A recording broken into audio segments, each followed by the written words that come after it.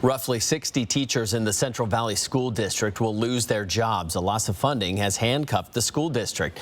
The district is starting with elementary school teachers, some of whom have already been notified. Gas in Washington is now $4.44. That's up from last week when it was just $4. Some are worried the inland Northwest could be on the same path. The unsheltered homeless population in Spokane is up 52% since 2020. Private business leaders say change isn't happening fast enough, so they're getting involved in the situation. And it's the battle of West Coast Titans in Las Vegas tonight. Good evening. I'm Aaron Luna. Kirsten has the night off. Gonzaga fans, how you feeling? The number 3 seeded Zags take on the 2nd seed UCLA Bruins in the Sweet 16. That happens in less than 45 minutes. Crime is on the rise at this homeless camp in East Central Spokane. It's getting bigger, and business owners say the problems are getting worse. The Spokane Police Department says crime is up 58% compared to the same time last year. It's tracking incidents within a quarter mile of the camp. Check your kitchen. That Jif peanut butter recall isn't the only thing being recalled right now. Initially, there were more than 45 types of peanut butter products recalled due to potential salmonella contamination. Now there are more. Spokane Mayor Nadine Woodward and Spokane Police Chief Craig Meidel released a joint statement this afternoon saying they are listening, learning, and looking for lessons for Spokane. The statement reads in part, "The events in Memphis are devastating. We mourn for the family and friends who lost a loved one, for a community that feels betrayed by people they should trust." High school shooting happened nearly 5 years ago. Victims say the pain and grief from that fateful day has never gone away.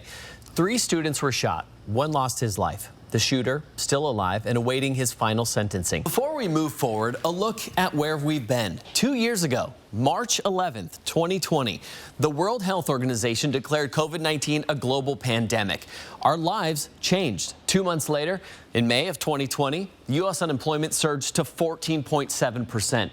Millions of Americans were out of work as businesses shut their doors. Now, 2 years later, COVID has killed more than 960,000 Americans and more than 6 million people worldwide. Kirsten and her mom reached out to me saying she's angry that this Shadle Park teacher, who was supposed to set an example for students, used this language and then tried to justify it. Here's video from inside that. Here's some of the video from the story. We have video from inside that classroom from last week. That student tells me after she used the slur, the teacher tried to explain it to a student who came in late. And this is how the class reacted. I said it out loud and they were offended. Spokane Public Schools tells me there was a district-wide training with students and staff where it made clear the N-word is not to be said, period. In a place of learning, students were surprised to learn something new about one of their teachers. Yeah, like shocked and just nervous, laughing, and a lot of people didn't know what to say. I didn't know what to say. In advisory class at Shadle Park High School, teacher Sarah Jane O'Regan used a racial slur, the N-word specifically. Right after it happened, a student started recording. When you say them out loud, they're real. This student didn't want to show her face, but she wanted people to know what happened. I guess she was just like giving examples of what she was hearing, and she used it in a sentence. Listen to the student's reaction. No, you just can't say it. You said it. That was unnecessary to say it. Now listen to the teacher justify her use of the word by how she said it. Because I said it with a soft end, like how you greet, right? Yeah. And they all got offended. You can't say it, no matter what way you say it, no matter what you put on the end. If it's an ER or an AH, you cannot say it. Keonta Duncan is the head of the NAACP. I hear of situations like this all the time. All the time. And I didn't use the hard R. Duncan tells me she'd like to sit down with that teacher and have a conversation, find out the reason she said that word and what point she was trying to make. Because in one of my other classes, we said them out loud. And if that teacher could see her mistake. I don't believe in a cancel culture necessarily, so I would say termination wouldn't be my first course of action. This mom thinks otherwise.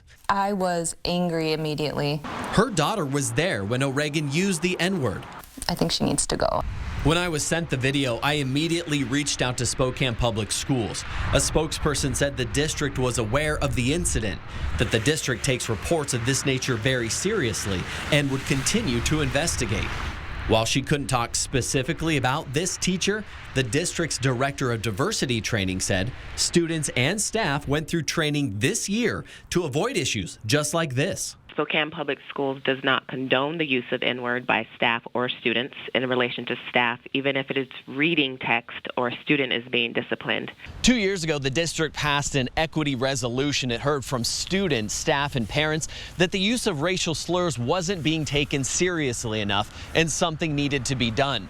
The district says those words are not to be tolerated, and it's a non-negotiable policy.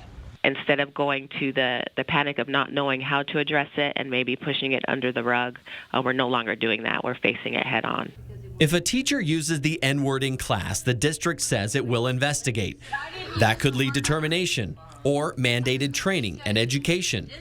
In this specific case, the district says it won't comment on personnel matters. I think she needs to retire. Not willing to adjust and only willing to justify, then I would encourage retirement for them as well. And Aaron, I know you reached out and you've talked to a lot of people about what they think should happen to this teacher, but what has happened? Well, the district will not tell me if O'Regan is still working for Spokane Public Schools. Her name is still on the school directory. That doesn't really tell us a lot. However, I've reached out to her and I have not heard back. Tonight at 6, airmen from Fairchild Air Force Base stand ready with NATO in Europe. Russia's push towards Kyiv, the capital of Ukraine, seems to have stalled. The fears now turn to Moscow's use of chemical weapons on the people who stayed to protect their homes. In our Crisis in Ukraine coverage, I spoke with the former U.S. Secretary of Defense. He gives us an inside look at the war in Ukraine. Just 3 years ago, four-star General James Mattis served as the U.S. Secretary of Defense. He commanded forces during the Persian Gulf, Afghanistan, and Iraq wars, and served as NATO's Supreme Allied Commander.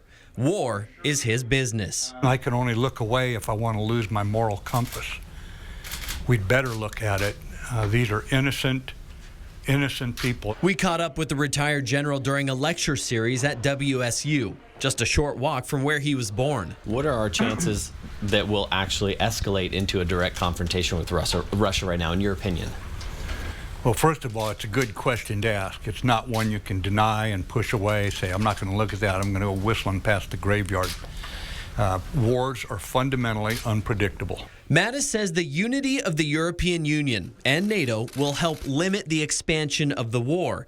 However, he doesn't think it will stop President Putin from escalating atrocities to chemical weapons as Russian troops fail to take the capital of Kyiv. The idea that he wouldn't use them, I think, would be naive. In 2014, Russia invaded the Crimean Peninsula, right as the European Union opened its doors to Ukraine. Mattis says as more countries moved towards Western philosophy, Putin became more aggressive. You can look at economic triggers, I think, more than a lot of people have right now.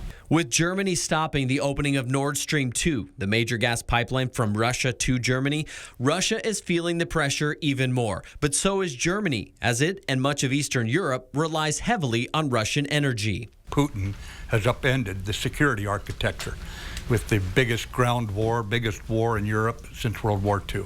He does think there is a way out of this war. The continued sanctions and a diplomatic bridge out of the mess he's created for himself. A way for Putin to save face in front of his people as thousands of conscripted Russian soldiers die in a foreign country. Mattis also says those sanctions must be widespread, and there's uncertainty surrounding what China will do. Its leader, Xi Jinping, seeming to back President Putin. Not only have they not condemned it, they've amplified the lies coming out of Moscow. For now, the four-star general believes the United States is hitting on all cylinders, and U.S. troops are right where they need to be. In light of the unity of NATO, they have probably never been in a stronger position where every ally is standing with them. And I would add that this is what Americans of every generation have done. They've stood up for freedom. They've stood up to say no further. And just a little background, General Mattis was born in Pullman at the University Hospital at WSU.